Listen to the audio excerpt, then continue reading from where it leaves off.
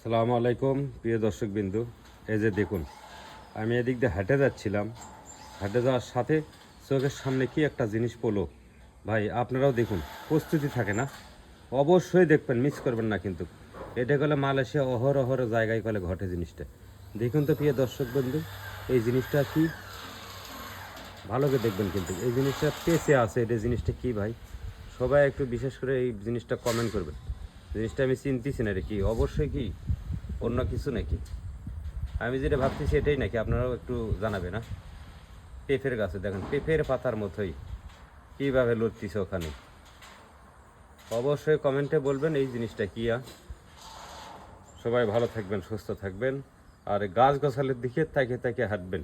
প্রতিটা গাছেই এই সাপটা জিনিস, এই সাপটা এইভাবে থাকে প্রতিটা গাছেই। বেশিরভাগ গাছে দেখেন কীভাবে এদিকে চাই আছে।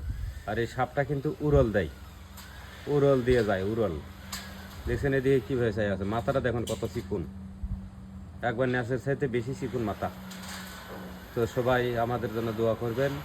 কোনো গাছ গাছের নিজে যাইতে সবাই একটু ফলো করবেন, খেল করবেন, এই জিনিসটার থেকে বেঁচে থাকবেন সবাই। ইনশাআল্লাহ সবাই ভালো থাকেন। ওকে, আসসালামু আলাইকুম।